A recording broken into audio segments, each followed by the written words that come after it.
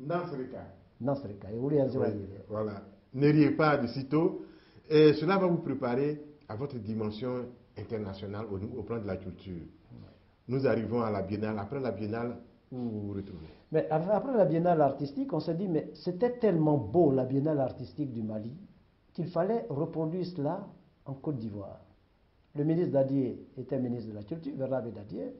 Mon ami Manou Yablet Thomas, l'ancien directeur du marché des arts du spectacle, était directeur de la culture. Et nous avons donc conçu le festival avec un haut fonctionnaire du ministère de la Jeunesse. Nous avons monté les premiers éléments du festival international, festival national de théâtre scolaire. Et on s'est dit, allez, on y va. On va domicilier cela à Boaké pour faire vivre culturellement la ville de Boaké.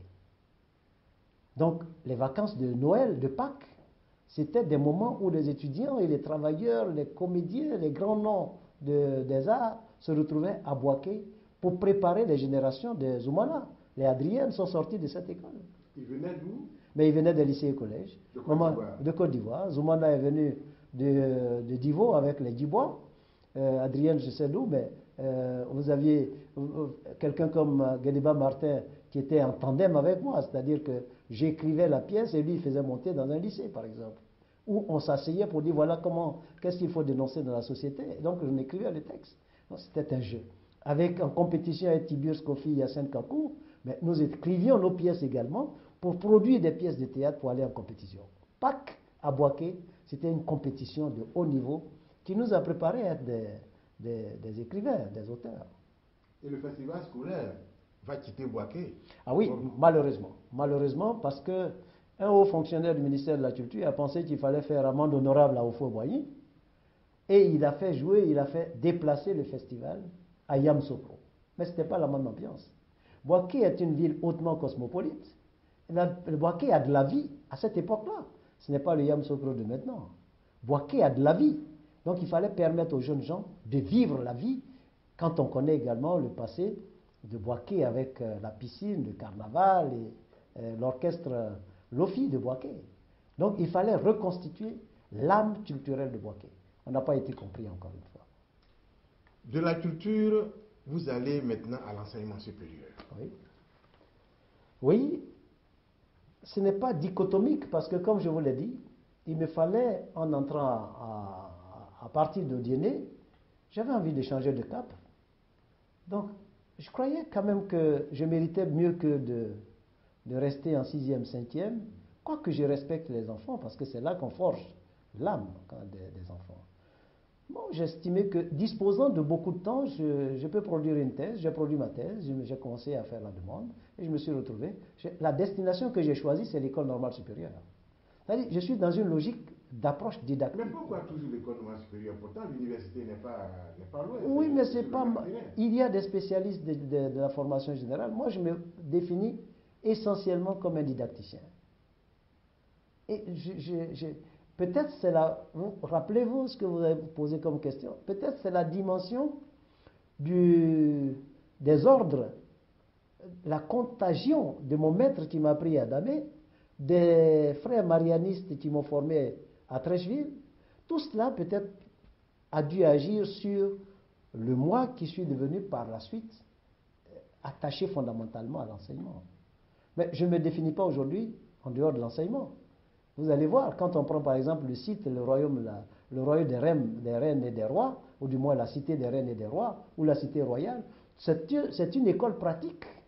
C'est un champ pédagogique que je développe. C'est une déformation. Mais je me retrouve mieux là. C'est tout. Alors, en tant qu'enseignant, vous continuez à faire vos recherches. Oui. Et cela vous amène à produire une thèse que vous allez présenter devant quelqu'un que vous avez rencontré à Dabou, qui va être votre encadreur. Qui ne va pas être mon encadreur, mais qui va être mon champ d'investigation. Maître Frédéric Titenga Passé. Il va être mon champ d'investigation. Il monte la poésie, il fait des travaux sur la poésie chez les Mossé. Et je travaille énormément sur ses œuvres pour bien comprendre le non-dit du texte. Et donc, pour comprendre le non-dit du texte, il faut faire des études psychanalytiques.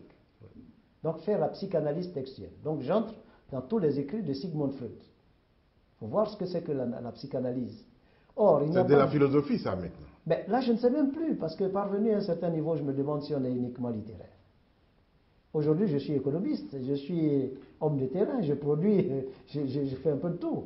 Parce que justement, je crois que Victor Hugo, dans le portrait de Booz, écrit dans son poème Booz endormi, le jeune homme est beau, mais le vieillard est grand. C'est peut-être cette quête de la grandeur qui m'amène à aller vers tous les champs qui me semblent intéressants. Donc j'arrive avec cette thèse, cette deuxième thèse, où je travaille, je décortique, comme le maître Passeret a eu à le dire, ces travaux avant même, donc ces travaux-ci, qui étaient en situation de manuscrit. J'ai dû les travailler pour pouvoir faire ressortir tout ce qu'il y a comme dimension psychanalytique du texte. Le Bendré Ngomde, qui est le Bendré que vous voyez là, qui est le tam-tam, le tambour gourde, qui part autant que la tumblan chez les Akans, en Côte d'Ivoire, qui part en même temps que la pendré chez les Baoulés. Donc c'est le lien culturel qu'il y a entre les Mossé. Oh, vous savez, moi je rêve d'une chose, hein, et elle va se réaliser. La fédération Côte d'Ivoire-Burkina Faso. Au plan culturel. Au plan politique. Au plan politique. Au plan politique, c'est-à-dire au plan même dynamique. Ce n'est pas de la théorie. Mais professeur, vous n'êtes pas un homme politique, laissez les politiciens faire leur travail. Ben, je vous remercie, parce que le politicien ne peut avancer que s'il y a des bases et des données scientifiques. Vous avez la preuve avec la loi. Pensez-vous que la loi ait pu se faire s'il n'y avait pas eu de travaux académiques qui accompagnent la loi, qui permettent de comprendre les fondamentaux de la loi? Je ne crois pas.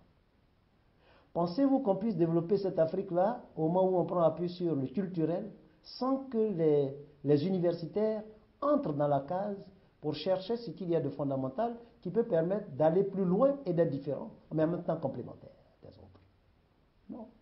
En fait, en tant que chercheur, en tant qu'universitaire et en tant qu'homme de culture, j'agis sur le politique. Mais non en tant qu'homme physique, et c'est là notre rôle.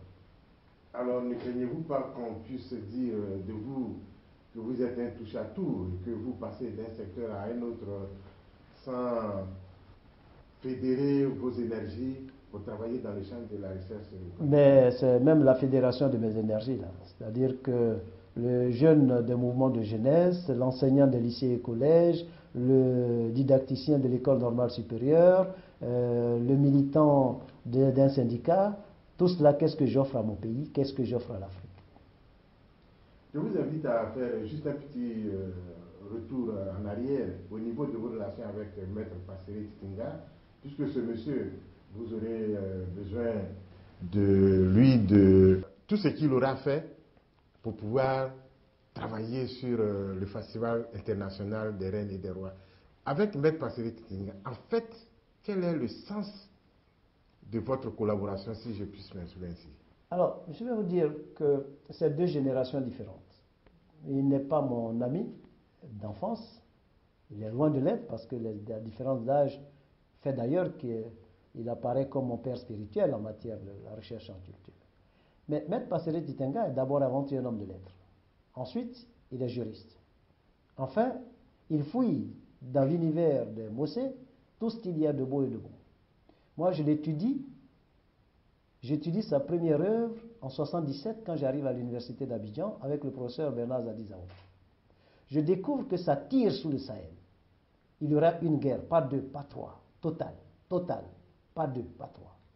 Je découvre que refrain sous le Sahel, que tout cela, il met en relief les difficultés connues dans cet univers à partir des famines, des moments de famine connus par le Burkina. Plus tard, cet homme que j'ai étudié en théorie au moment où je faisais ma licence, en année de licence, que je le retrouve à un festival de la jeune poésie à Grand Bassam.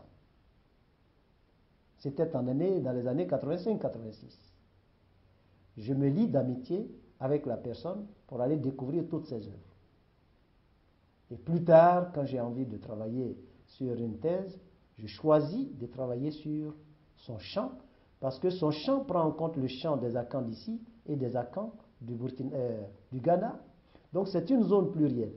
Et en analyse, je me rends compte que chaque fois que j'ai fait des recoupements et que je me suis retrouvé à des conférences internationales, d'autres Africains se sont retrouvés et d'autres hommes, d'autres personnes, entre guillemets, tout simplement des personnes tout court, se sont retrouvées en la pensée de la pensée africaine. Donc ce n'est pas que la pensée africaine, c'est la pensée universelle. Alors à partir de ce moment-là, j'entreprends d'aller au Burkina et de l'interviewer pendant 360 minutes. Pour entrer, pour aller à Manéga, pour le découvrir dans son cabinet, pour le découvrir au moment où il ne s'attend pas à moi, pour travailler sur son texte et montrer la quintessence de son travail, d'où la dimension que j'ai prise pour mon travail, les sciences du langage. C'est une passion. Donc cet homme, pour moi, c'est... Peut-être en tant qu'individu, il a ce qu'il a comme difficulté, mais vous savez, je les ai fait venir tous les deux à cette édition. Ça a été un temps fort, mais personne ne pouvait le savoir. Au Burkina Faso, Albert Ouédraogo apparaît comme le pourfendeur de Maître Passeré. Celui qui remet en cause systématiquement les travaux de Maître Passeré Titenga, mais de façon scientifique. Et Maître Passeré Titenga ne supportait pas d'avoir Albert Ouédraogo en certaines conférences. Parfois, il n'y allait même pas. Tous les deux sont venus en Côte d'Ivoire, assis côte à côte, au 10e anniversaire du Festival de la Route des Reines et des Rois, chez le médiateur de la République. Quels sont leurs regards croisés sur le Festival international de la Route des Reines et des Rois? Ben, vous savez, j'aime très peu dire ce que les autres pensent de moi. J'agis. Le professeur Albert Ouédraogo, écoutez-le. Nous avons promené notre regard sur ce que fait le professeur Amoy Urbain et ce qu'en pensent certains Ivoiriens, y compris le professeur Albert Ouédraogo. J'ai eu à participer à leurs activités et donc à l'occasion de cette participation, j'ai vu qu'il y avait du travail à faire au niveau de la chefferie traditionnelle. Et donc je me suis intéressée aussi à la question comment arriver à valoriser la chefferie traditionnelle qui constitue un maillon essentiel dans l'administration du territoire. Et donc nous avons suivi avec le professeur Amoy Urbain, en tout cas cette institution. Et je pense que c'est une bonne initiative, voilà, la route des rois et des reines. Parce que je me souviens dans ces séminaires, ils nous disaient toujours, ah non, nous allons nous battre pour que le chef ne soit plus l'auxiliaire de l'administration et que ça soit qu'il soit reconnu comme tel, que le thème auxiliaire, en tout cas, il n'en veut pas, et tout cela. Donc, je ne sais pas si en temps on l'a enlevé, mais vraiment, c'était une de ces batailles que les chefs aient la valeur que la tradition leur reconnaît. Il s'est beaucoup battu pour les rois. Je peux même dire qu'il est le père de cette loi-là, hein, qui vient de sortir. Il y a été pour quelque chose, il y a été pour beaucoup. Parce qu'il a fait beaucoup de formations, il a fait beaucoup de séminaires de formation à travers toute la Côte d'Ivoire pour enseigner les rois, pour leur donner quand même des rudiments, pour leur permettre de pouvoir asseoir leur autorité. Et voilà aujourd'hui ces choses faites. Donc moi je lui dédie cette loi. Dans nos pays, il est difficile de se présenter en prophète parce que malheureusement, quand le sage montre la lune avec le doigt, l'idiot se contente de regarder le doigt et ne regarde pas la lune. Amoy Urbain a montré le chemin, a montré la voie à suivre dans le sens de faire en sorte que notre gouvernance soit en phase avec nos racines. Et il ne le fait pas sur la base simplement d'une réflexion, je dirais, intellectuelle complètement éthérée. Il prend le soin d'associer les premiers concernés. Et c'est en cela que cela est important. On ne peut pas construire la gouvernance traditionnelle en rapport avec la modernité sans associer les tenants de cette gouvernance. Il est aussi important que les tenants de la gouvernance moderne soient présents. Et c'est pourquoi le travail de mon collègue Amoy Urbain est un travail qui mérite beaucoup d'intérêt. Les difficultés sont énormes, certes, parce qu'au départ, quand vous voulez vous inscrire dans ce type d'aventure, on vous regarde d'abord avec mépris, ensuite on vous regarde avec suspicion, mais vous devrez savoir dépasser tout cela afin de montrer que vous êtes dans la voie de l'avenir. Et nous pensons qu'il est peut-être en avance sur la gouvernance africaine.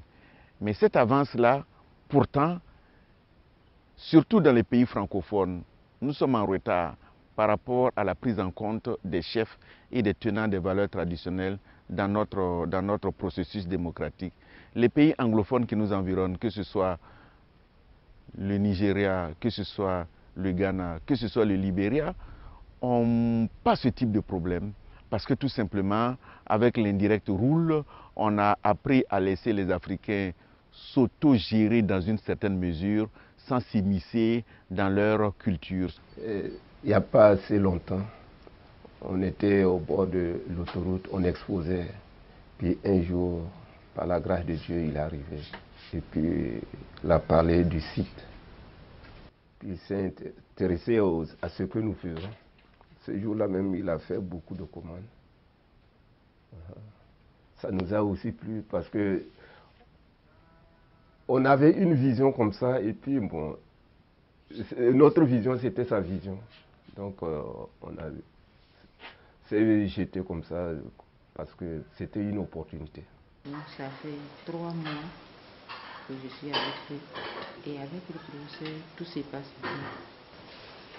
C'est un monsieur qui est travailleur, courageux, qui est très gentil, qui a beaucoup d'amour pour son prochain, qui pense à son prochain et qui pense à la réussite de tout le monde.